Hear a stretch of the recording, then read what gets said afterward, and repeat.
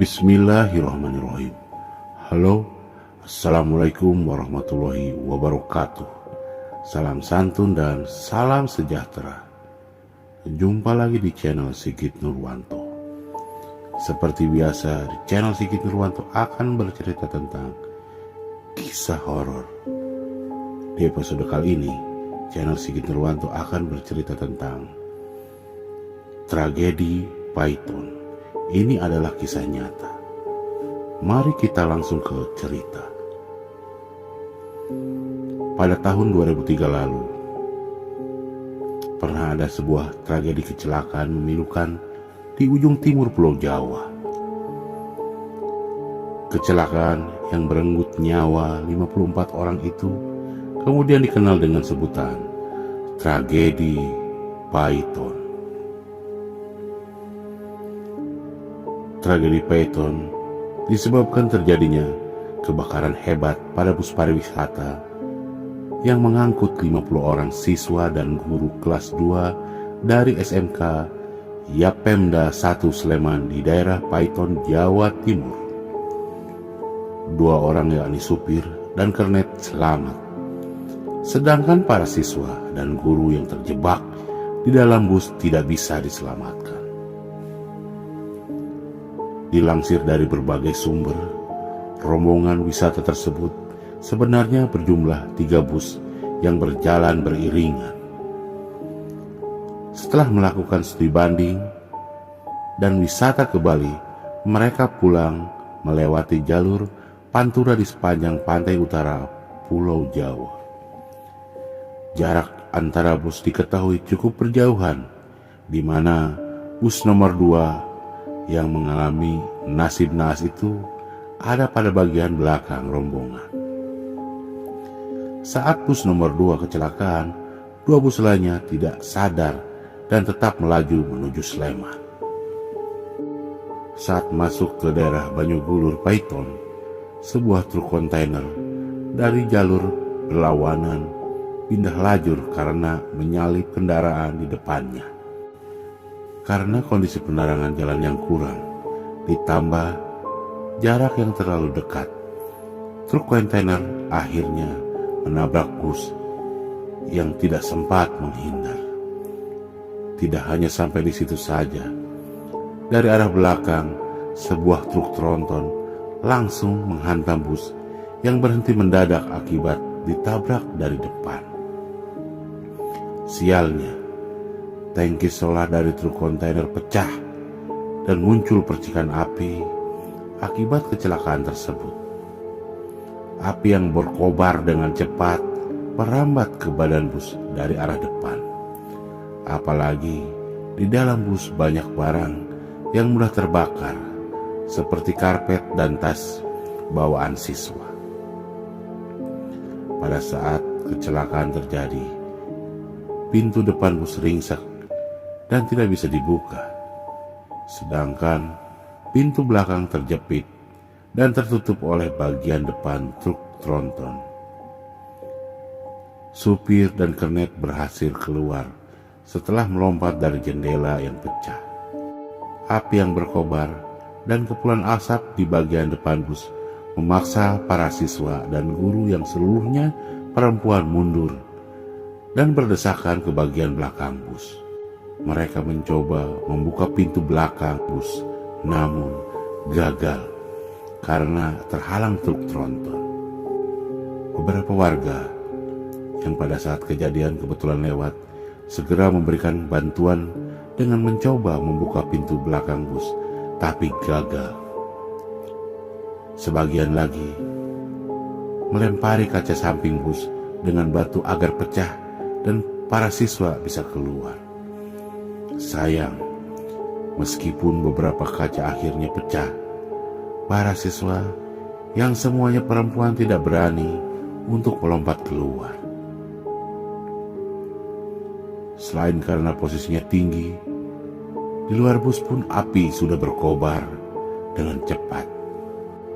Warga yang mencoba untuk nekat masuk ke dalam bus dihalangi oleh warga lainnya dengan mempertimbangkan keselamatan, karena tangki bus bisa kapan saja meledak. Terdengar teriakan minta tolong bersaut-sautan, tapi tak ada yang bisa membantu karena api sudah sedemikian besar. Teriakan minta tolong itu terdengar sangat menyayat hati. Lalu terjadilah beberapa ledakan dari tangki bensin bus dan letupan kecil yang membuat para warga mundur untuk menyelamatkan diri. Api yang berkobar semakin besar, berbanding terbalik dengan suara anak-anak sekolah yang kian lama kian lemah dan akhirnya menghilang. Semua orang menangis karena tak dapat berbuat apa-apa untuk menyelamatkan mereka. Dalam sisa-sisa kobaran api tampak banyak tubuh yang sudah gosong, menghitam dan bertumpukan satu sama lain di bagian belakang bus. Dari raut wajah mereka menunjukkan ketakutan dan keputusasaan. Tangan-tangan mereka terangkat seolah menanti harapan akan sebuah pertolongan yang tak kunjung tiba hingga akhir hayat menjelang. Tak seorang pun selamat dari peristiwa kecelakaan tersebut, selain seorang supir dan kernet bus. Total sebanyak 54 orang siswi dan guru tewas terbakar dalam kecelakaan tersebut. Barulah ketika fajar menyingsing, tampaklah pemandangan mengerikan dari para korban kecelakaan malam itu. Di balik kepulan asap, bau gosong, amis darah dan anyir dari jenazah begitu kuat menusuk hidung siapapun yang lewat. Jenazah-jenazah tersebut kemudian dibawa ke rumah sakit untuk keperluan autopsi dan identifikasi. Konon, saking banyaknya jenazah, beberapa jenazah sampai diletakkan di lorong rumah sakit dan diberi sekat berupa es balok. Banyak potongan tubuh yang hancur, organ tubuh yang tidak lengkap, atau tubuh yang menempel satu sama lain sungguh menyulitkan proses identifikasi jenazah. Di sisi lain, rombongan bus nomor 1 dan 3 justru sudah sampai di sekolah asal di kota Sleman, Yogyakarta. Begitu sampai, mereka diberitahu jika pihak sekolah ditelepon aparat kepolisian bahwa rombongan bus nomor 2 kecelakaan dan seluruh penumpangnya tewas. Meledaklah tangis seluruh siswa dan guru yang ikut dalam rombongan tersebut. Beberapa guru dan staf sekolah saat itu juga langsung menuju ke daerah Paiton, Probolinggo. Sejak kecelakaan tersebut, beberapa warung makan yang ada di sekitar tempat tersebut memilih tutup karena perasaan ngeri. Bahkan hingga bangkai bus dipindah pun mereka masih takut untuk berjualan kembali. Konon setelah kejadian tersebut, penjaga sekolah sempat menemukan kejadian mistis di mana ruangan kelas tempat anak-anak tersebut tewas, lampunya tampak menyala di malam hari, seolah seperti ada kegiatan belajar mengajar dan riuh suara anak-anak sekolah. Tapi begitu didekati, tampak para murid yang sedang belajar itu, wajah dan badannya hangus terbakar. Di area bekas kecelakaan itu pun tak luput dari cerita mistis.